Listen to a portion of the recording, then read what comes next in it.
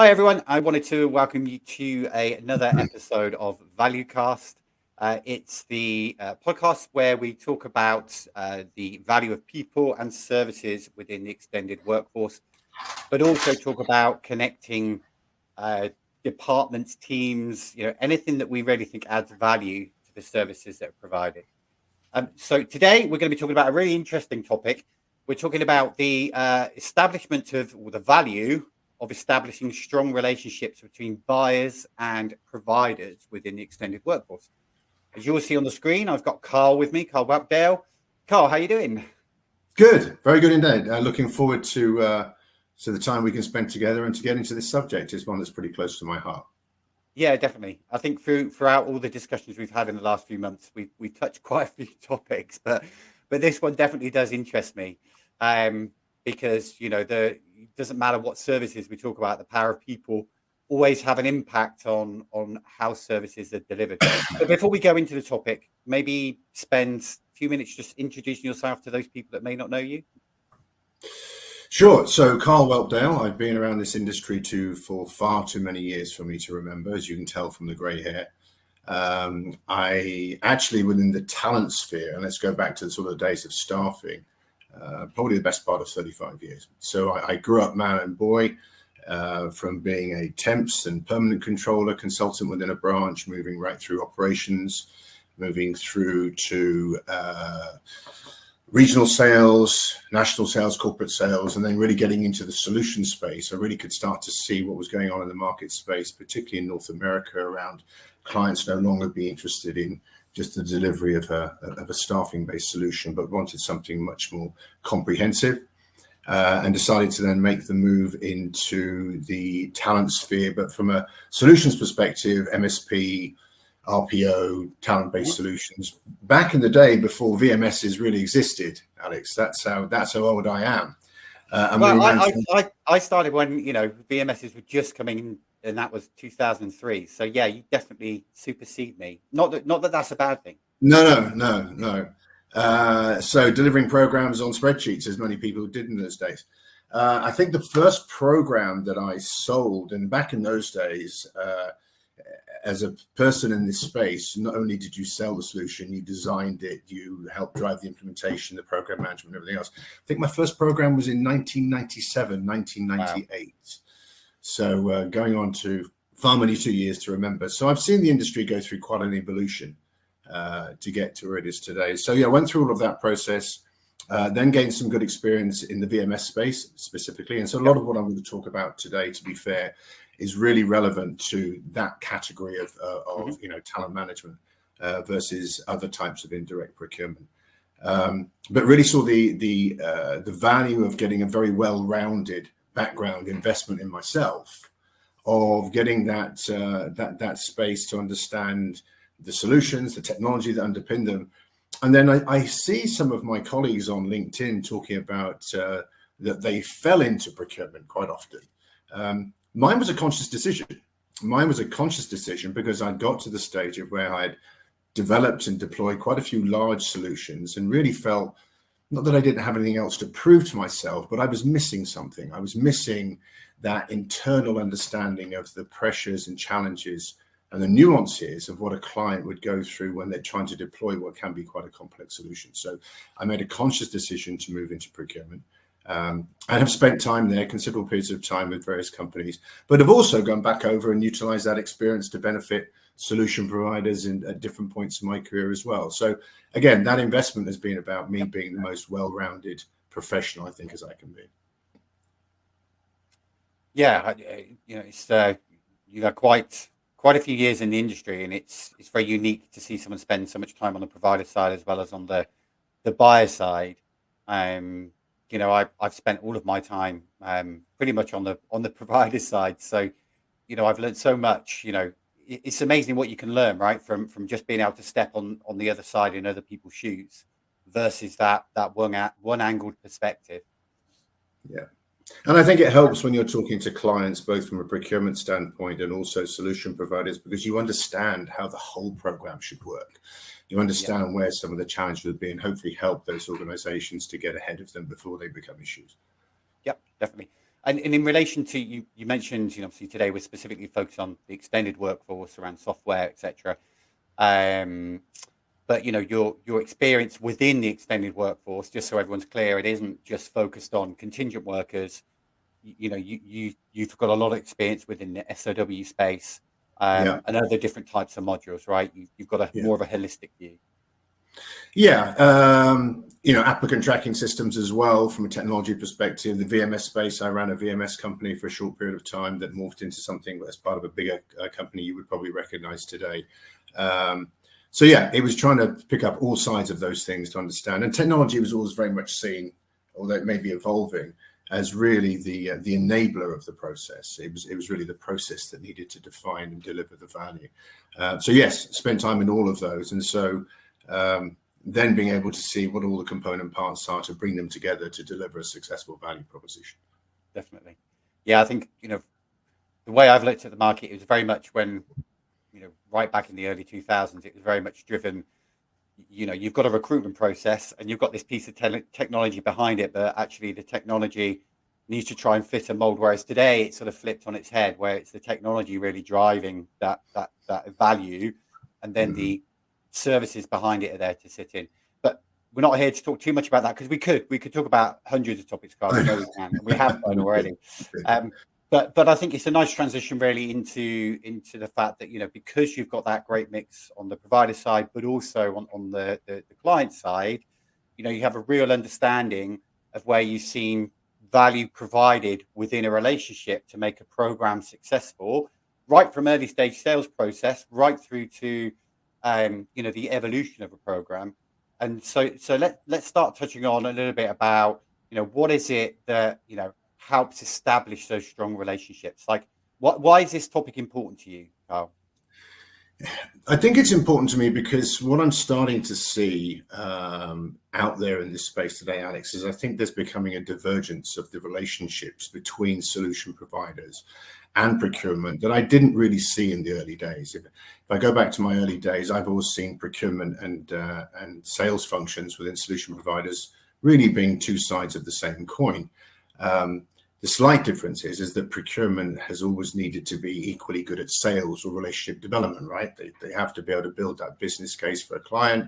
They've really got to try and keep those stakeholders on track and engaged throughout the full deployment of whatever that solution would be. And quite often that focus on that second skill, if that's not done and handled very well, then you can diminish your ability to get a clear run at the success that the program deserves, and all parties really are trying to aim to achieve.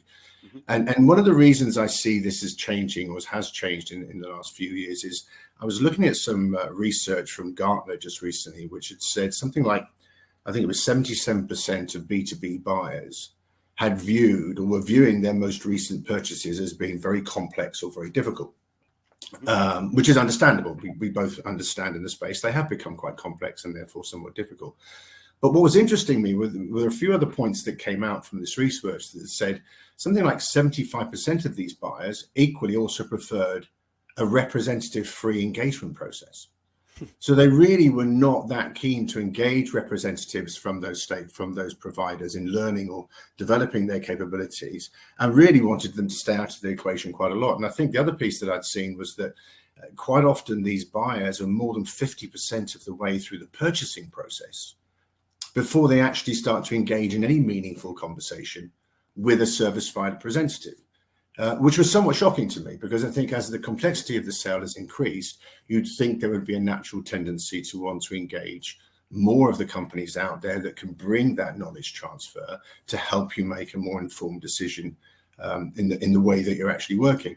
And I think this is being driven by a number of things. If we go back to what Gartner identified, the complexity of the solutions out there may be driving buyers to have to or to feel they need to go and learn more about the products and services that are available to them to potentially mitigate some of the risks that might be enabling them to make a poor decision, which can be costly to the business, right?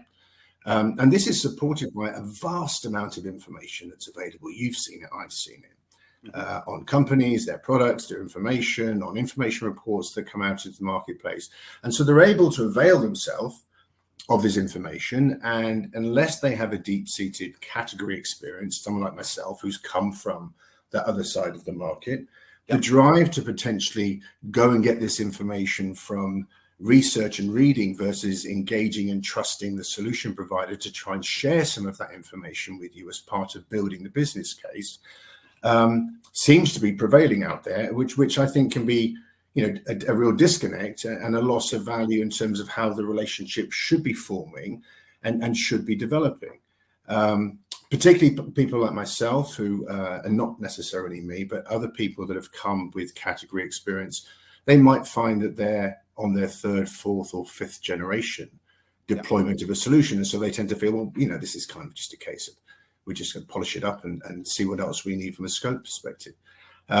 So this confidence in what they think they're seeing, the confidence they feel that they feel they have, potentially is leading itself towards this. Let's not involve the solution providers in the process an early enough stage, and really move ahead and try and decide what we think that scope should be.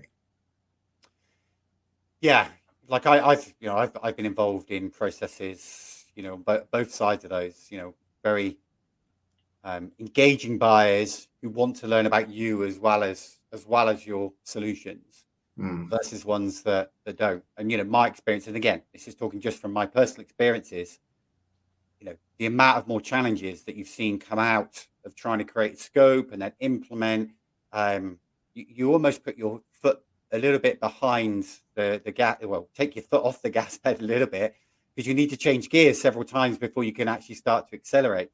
So you've, if you experience yourself, that type of experience as a provider and a buyer, where the business has been very standoffish to say, look, we don't want to speak to these people. We really just want to focus on what they can provide via documentation. And if so, what have you found? I know you mentioned some pitfalls, but are there sort of 2 or 3 things that really stick out to you? Yeah, and again, I would say what I'm talking about here is from procurement team's perspective, perhaps, versus a client holder.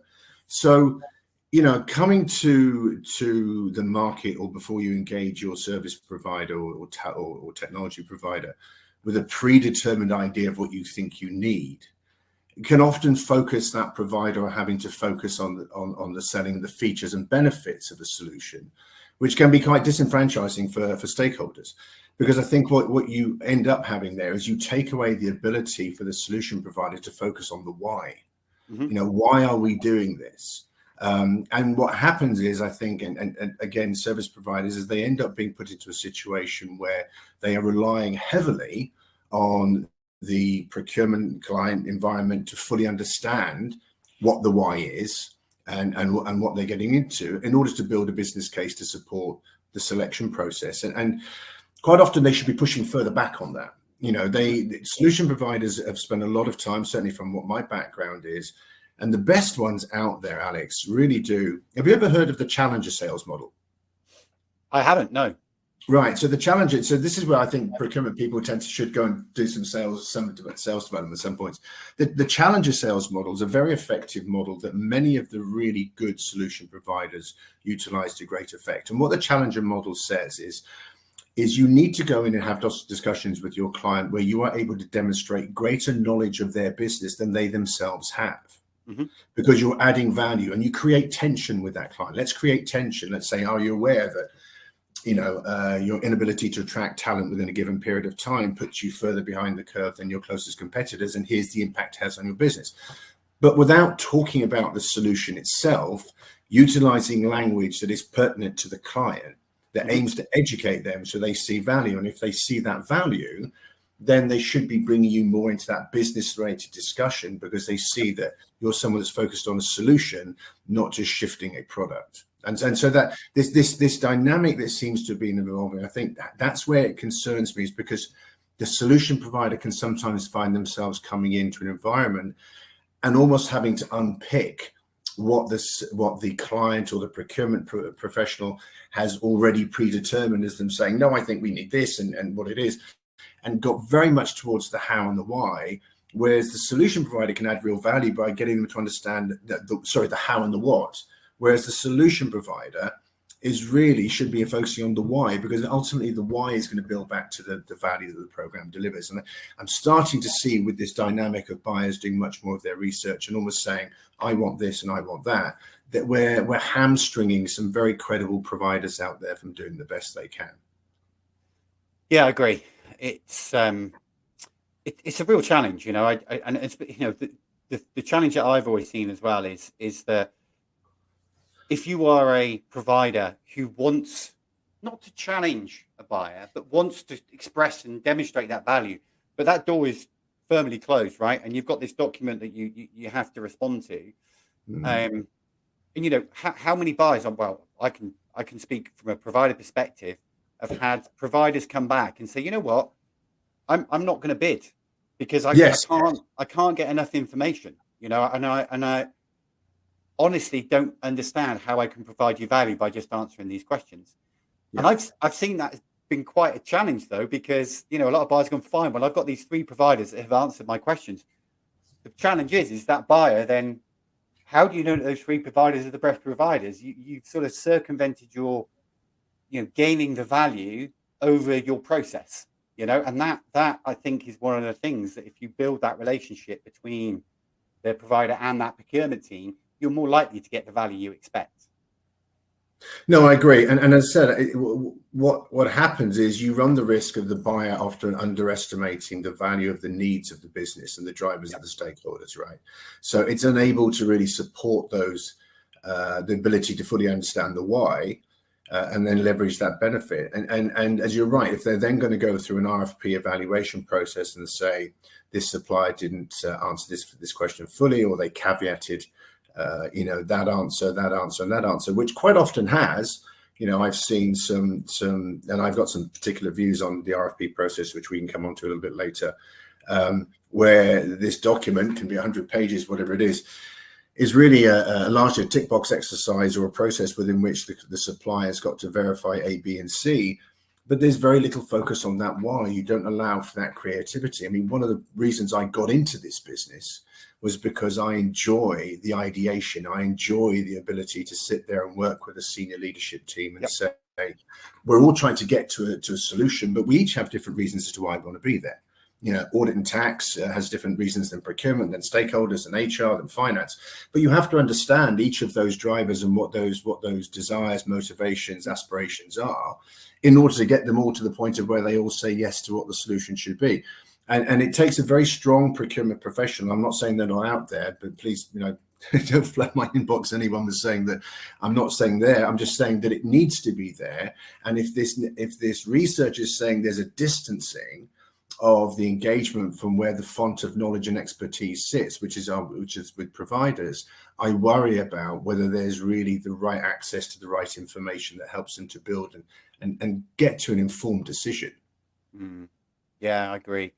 It's not just, you could even go back before introducing a provider. If it's about introducing those internal stakeholders and really understanding that need to create a specific value. I think, when I look at that part around, you mentioned around the RFP process, I think they're valuable, right? They're obviously valuable. You need to gather certain elements of information. But if you're, a buyer that really wants to get value, should you put more effort into an RFP, or should you put more effort into doing, showcase sessions with those providers to really understand the how and the why? I know it's a difficult balance because, you haven't got infinite time to bring a provider in, but at the same point, you've got to balance it with what actually adds value to that process. No, I'm firmly in the camp of spending more time. There's 2 things here. I think the buyer, in one of my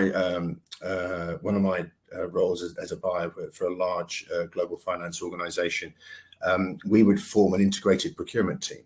So we would pull together procurement, HR, finance, audit and risk stakeholders, and we would gather and fully map out what is it we're looking to solve. And each part of the business would be different in terms of what they're trying to get to. And from that, we would build a requirements document that would be a little bit more meaningful in making sure everybody had a piece of the pie and what they were trying to do.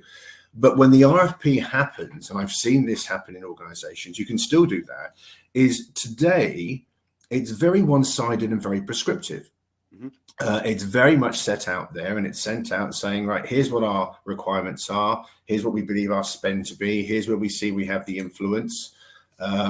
And the supplier is given quite a tight box within to operate, whether it be through an e-sourcing tool or back to the days of sending in, I used to have to sign off every page on every RFP response that came in to make sure no pages were taken out. There are all these sort of things. It's, it's very one-sided. And I've used a different approach, which ties into what I think you were saying on the second one, particularly in a recent environment I was involved in. Whereas rather than going through that, we ran a series of workshops with each of the intended vendors we intended to bring to the RFP schedule. Yeah. And we get over an 8-week period, we ran a whole bunch of sessions with both VMS providers and MSP providers that were, I wouldn't call them lunch and learn, they were a little bit more than that. But we set a session which was, okay, we want to understand what your approach is to SLAs and KPIs. We want to understand what the best practice is in the market for pricing, not specific to us as a customer, but tell us what we should be thinking about, that when we do release that RFP, that we're putting enough time and effort and using your knowledge and capabilities to steer us around some quite obvious pitfalls. And every one of those providers that got involved in that process, and clearly, as they say in the Highlander movies, there can only be one, or there can be only one at the end, and we selected one VMS and one MSP. All of those, the rest obviously got deselected, without fail said how much a refreshing and involving process that was for the client to be sharing, well, here's what we know of today about this part of what we do, be it blue collar or professional services or SOW. Tell us what your approach is. And so it was a fair exchange. And these were done individually with each provider. You didn't have all the providers in the same call. A really good exchange of information that allowed us to see what we might be trying to build as an overall capability, but also for those vendors, and 90% of which did not have a relationship with us today. And from my provider days, there's a way. What happens is they have a process where they call it a kiss or kill. When an RFP comes in, do we kiss it because we think we've got a real opportunity of getting it? So do we have business to protect, or we already have a good relationship with that client? If they don't tick these boxes, quite often they will just say it's too much of an investment, and we don't think we stand a strong enough position to strong enough opportunity to maybe land getting the full RFP. Well, this process negated that. It kind of took that away, because everybody got a fair chance to see what we had, what we didn't have, and what we needed to have. Yeah. And what that path was then going to eventually lead to getting to the eventual solution and the value it would deliver. And so it was time consuming. We did run it, as I said, over 8 weeks. It was meetings every day, but it was good and it was worthwhile. And we involved stakeholders, we involved HR, all internal stakeholders and divisions that would touch and feel this process. That when we then got to the selection and when we got to the implementation, people were already up to speed. They already knew why we made the choices, and also what certain things meant, what certain parts of the service were of value, and which other ones that we might say, well, yeah, that's not so important to us in phase 1, but it might become important in phase 2. And so I'm a big proponent of evolution versus revolution of the RFP process. Agreed. It's I've used the analogy in the past of an unlocked chain, right? You've got all these pieces of a chain that are just sat there. It's great, they're happening, they're working, and it's no different on the provider side. To your point, sales process is done. There's no overlinking relationship between the sales team and the operations team or the scoping team. Great, yeah. The opportunity has been won by the provider, or the buyer has selected someone. But if they're not interlinking those teams correctly, things are going to fall apart. And that doesn't really matter how good a solution the provider has, or what exactly, what the buyer wants to bring benefit to the business. Communication is just so important. I find it interesting over the years. I don't know about you, but it's such, it's always been around, right? Communication has never not been around. But again, it's just that understanding that, just not linking those parts together will cause you problems. And also, Karl, you mentioned earlier on about the complexity, like our market, we go back to 1996, 2003, whatever the date. Things Hmm. weren't as complex then, right? Because the Yeah. knowledge and the maturity of the market wasn't there. Yeah. Step forward 20 plus years, and there are so many software solutions out there that cater for specific niches, so many different MSP providers. So it's Hmm. not so much the process that necessarily makes it complex. It's how the services have advanced, and how buyers want to get value out of their service as well. So, and sometimes, because buyers don't interlink those services, let's and maybe you've come across this, Carl. You've got a requirement for SOW, you've got a requirement for contingent. You potentially got two different sets of internal resources, right? Looking Hmm. at or being the stakeholders of those areas, Hmm. but not bring them together as part of that one project is a big mistake, isn't it? Absolutely, and the low hanging fruit, as I'm sure all of our colleagues out there that understand this space as well as we do, the hidden staff augmentation that's being closely disguised as true statement of work that isn't really being delivered to key deliverables, whether a statement of work projects are really getting delivered fully, or are there amendments to those which add on additional costs. There's lots of, and for me, statement of work, services procurement, yes, and particularly in this space, you are engaging in talent, but you're engaging them under a different or a specific type of engagement model, and which is, it tends to be a business to business relationship, or thereabouts if you're utilizing independent contractors. But you're asking somebody to stand up and be responsible for the delivery of their service versus just being working on a time and materials type of base. And there's an awful lot in there that needs to be done. So to look at statement of work, which can be 4 or 5 times the cost or spend in many companies versus their staff augmentation type of spend, is remiss. But what tends to happen is that there tends to be a view internally within companies of saying, no, that's a very different animal. It is a different animal, but understanding the nuances, but also understanding the commonalities will allow you to see that to try and address one without the other. It's a bit like the old adage of you squeeze the balloon at one end, what happens is the balloon inflates at the other, right? You put a headcount freeze on permanent recruitment, all of a sudden you find your contracting recruitment goes through the roof. So if you're going to do this, and you do need to tackle them together and in a responsible way, and the providers, both from a technology perspective and the service providers out there, have capabilities in both spaces. You might want to stagger in terms of how you do it. I understand that. And it's a little bit more intricate in how you pull that together. But it is important they get looked at. And you're right. If perhaps the buyer is not necessarily responsible for that element of that spend, of statement of work, for example, and I have seen that. That's not my area. They're going off and solving an issue without necessarily linking in with other colleagues to say, hey, look, we can pull this together and benefit both of these spend categories at the same time. Yeah, agreed. I've seen, throughout the years, a lot of, a solid solution built for contingent staffing, but because there wasn't any consideration for this sort of uncategorized spend, whether it's freelancers or SOW, you end up getting yourself in a mess once you try to deploy them, because you've already deployed a model that might not be flexible enough to approach it. So I think that's really important. I just want to add one other thing on there, which I think is important, that buyers try and get that engagement with multiple vendors as they build down to who they eventually invite. And I've seen this happen, and this can be really critical, is quite often if they do that research and they pull things together, they can be driven because of business case reasons from a savings perspective versus value into convincing internal stakeholders and leadership of a very aggressive timeline to deliver this solution, particularly on a global scale, right? If you're going to have to deliver in the United States and in the region, in Europe and wherever. And unfortunately, I think what then can tend to happen is that the eventual solution provider that is selected maybe doesn't push back as vehemently to say that it's a very, very difficult thing to try and achieve, because they're still in that sales mode. So I think by getting that broader scale, I think you can also get the view as a buyer of really whether you're going to be able to kick off in 6 weeks from award, and are you going to be able to deliver 8 countries within 12 months. And if you're not able to do that, then don't take that on, because it will become a self-fulfilling prophecy. It'll become self-defeating, and there's nothing worse than having to go tell your stakeholders that you've fallen off your business case. Yeah, definitely. I wrote an article last year at some point called the Yes Factor. And it's just listening to what you're saying, there's a lot of challenges that both providers and buyers have got themselves in from not challenging. And I don't want to use the word challenging as in a negative way. It's, it's Yeah. to gain value.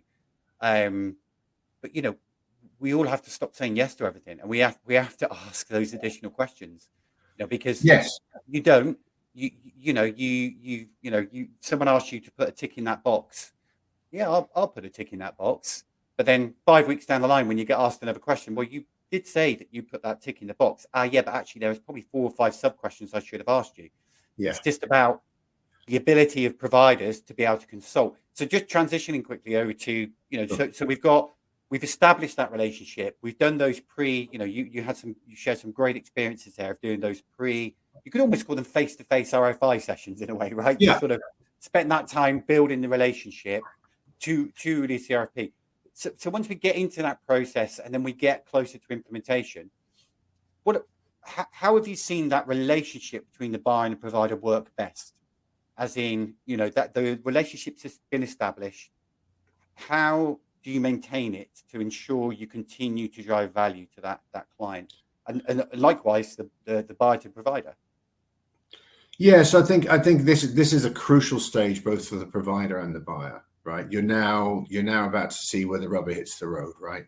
As you go into that implementation, and you have hypercare and stabilization periods that happen once the deployment's gone.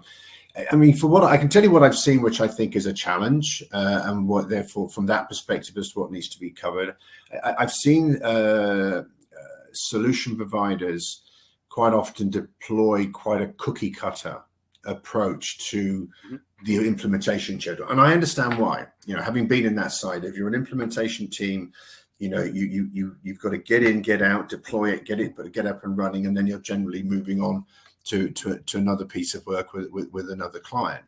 And so this implementation phase and this adoption phase needs to take much more consideration of the nuances around that particular client and their challenges, because no client's really fit for a cookie cutter approach. And where you sometimes see, and I've seen this as well, is that where you're engaging the VMS and the MSP provider separately, for those of you who don't know, and my apologies if you do, there are two key methods within which you can deliver a contingent workforce program. You can either engage with the VMS under a separate contract and the MSP under a separate contract and have a tri-party agreement, and so the client manages both, or you can have the MSP bring the VMS relationship underneath their total service offering, and there's great advantages to both. The MSPs tend to know very well how the VMSs operate and how they can deliver within certain timeframes. But if you're managing them separately, sometimes some things can fall through the gaps if you're not getting perfect alignment. But you've got to really make sure that your deployment schedule that has the support of both your technology provider and your solution provider lockstep until you're ready to sign off from hypercare, to the final stage before you get BAU. Sometimes I've seen where that alignment isn't there. Sometimes the technology provider is saying, hey, look, we've configured, we're ready to go. You just got to hit the button. We're ready to move on to something else. And quite often I think the client can be a little bit surprised that, oh, hang on a minute, I didn't realize that was happening so quickly. Whereas the MSP is still involved in generally running some of those things. So I think the implementation phase is really critical. And this is where, from the early stages, going back to the RFP, making sure that as a solution provider, who are you seeing but behind procurement, if they're dealing with you, if they're the people, because you want to see those stakeholders. Those stakeholders are going to take ownership in ensuring that the deployment of that solution is going to be done effectively and allocate resources for it to be done effectively within a particular region. And their particular business unit. So I think it's really critical that there's a really strong alliance on that, of getting that timing right, and also being open and honest when you're starting to see the reasons why perhaps you might be falling off of that timeline, because everything's delivered, and from a savings perspective, you're generally counting on the first 12 months of what the program is. Where the dangers sometimes happen, and I've seen this happen before, is that if the bumps in the road get a bit too much, you can sometimes see the client wanting to jump into the solution provider's swim lane and start to adopt more of the project management type of it, because they think that's the issue, without really understanding that really what the client's job is to go and remove the obstacles and to be, the person that clears a path for the solution provider who's taken the responsibility to deliver that solution. So it's really critical, this implementation period really helps to solidify that relationship that you formed in those early engagements. And it's not run to contract, it's run to being really working in harmony and saying, okay, here's where the challenges are and what needs to happen. One of the big challenges here, and this is where the work the client really needs to do in advance, or the solution provider really needs to be clear on before they get into the deployment, is, does the client really fully understand their internal environment? Because this is going to be a big change program, right? It's going to be a big change. And particularly if that procurement function is part of a shared services model, there could be a number of different change programs deployed by a shared service model that business has had to face over the last year. This could be the sixth or seventh one they're having to go through, and you get through this change fatigue, right? But, do both parties really understand who the sponsors are? Do they understand what the tech landscape looks like? What systems are in place, what are going to be sunsetted, what will need to be integrated into, what wouldn't, what is the culture of the company's culture change, particularly in this sort of self-service model. So I'm a huge advocate of all the work that needs to be done before you're getting into, right, we pulled the trigger, we're firing the gun, the race is off. If you haven't got those things done, you will repent at leisure. And because you can't start, your timeline will slip and slip and slip and slip if you haven't managed to get these things in place. And in summary, I just don't find solution providers being firm enough quite often in saying, no, you really need to have this done because the impact will be this, or clients being really clear on that needs to be fully aligned, rather than just saying, no, it's okay, it'll be fine. Yeah, agreed. But likewise, you need a buyer who is also open to be challenged, yes. Right? So without that, you can come into some difficulties. But well, look, Karl, we can probably talk for another 30, 40 minutes. But I'm conscious that people tend not to want to watch episodes of podcasts. So, but thank you for the content. It's been really, really, really useful, and I hope people watching have got some things. So in summary, you've mentioned quite a lot of things there. But if you're going to boil it down to the one thing that you think is going to give the greatest value to enhance and I suppose establish a very strong relationship between the buyer and the provider, what is that one thing? What one tip would you say you should do? I think the buyer needs to accept that they have to get that engagement going very early. I do also think there's a case to be told that the role of procurement in contingent labor workforce management really needs to be reviewed. Because for me, the clue's in the name, human resources. For me, the clue in the name is, in the longer term, that part of the business really should be owning the operational management of these programs. And historically, it sat with procurement because it was seen as being supply chain driven, it was commodity driven, and nobody really else wanted to own it within the business. And so it's one of those programs that they would put into place, and then there's a great saying that, success has many fathers and failure is an orphan. And procurement often can be sat there having the responsibility for carrying this through. So I think that really does need to be reviewed. It's not that they don't have a part to play, but sometimes what's required of them steps outside of where they need to be. So I think the relationship needs to be really carved much better. I think the RFP process absolutely needs to be looked at and reviewed in terms of how you're going through that and how you bring that into the business. And to have a much more open, and I'm not saying it is adversarial, but there can be a tendency for it to be, because what people don't tend to understand, they tend to fear. Hence why they're probably doing much more research. So I think, the work of getting around, listening to subject matter experts, bringing in subject matter experts that can help you to understand, act as that conduit between, well, look, when a solution provider is talking about this is what they mean. When the client's talking about this is what they mean. To enable them to get better value. So I do think the longer term North Star of contingent labor needs to be clearly defined as perhaps not necessarily sitting with procurement, but what does that do? And give them the strength and the tools to do what they do best and let them shine. And really for solution providers to be a little bit more cognizant of demonstrating what it really takes to deliver a qualitative program. And that includes all of that alignment, the pre-alignment internally within companies, what they need to get, that getting ready for change. I don't see an awful lot of that in my experience. I see, here's what we will do. And the assumption is the company will say, well, great, we can tell you how to go and do that. So I think we're going to continue through the evolution of this. I'm sure we'll end up in some good spaces. Things that are happening now with, AI is the big, bright, shiny ball we're seeing out there at the moment. People talking an awful lot about. I think that has some great opportunities for the future. I still think that, for me, solid stakeholder engagement, solid partnering, real values of how we will manage this as a team, and we will take ownership. And if, as they say, when there's troubles, we own the troubles. We deal with them together, and we actually work as a team to work through them, rather than saying, well, that's your responsibility or that. So that's what I think, having not come from that procurement background, I try to come from a point of view, we're here to get to a good solution. Let's work together to do that. No, agreed. Thank you, Karl. That's great. Just one point on AI, like, it's fantastic what we're getting to in relation to technology, but someone still needs to understand what AI is there to do, right? And someone still needs to communicate within teams what the value of that is. So, I love the advancements on it, but it still doesn't replace people connecting, challenging, talking, and really finding the right approach to implement the service that's good. So Karl, last question. It's something I do like to ask everyone. You seem extremely motivated by the things you're talking about, but forget about that. What about you? What gets you out of bed in the morning? What makes you smile when you open that laptop up? I know many things that make me not smile, but there must be something that really, gets you going every day. Yeah, it's a good question. For me, it's the size of the challenge. I get excited by.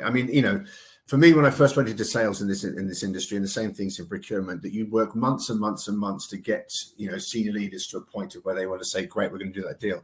And when they shake your hand, they haven't bought anything tangible. They haven't bought something like this. What they bought is your commitment to deliver value, to improve something.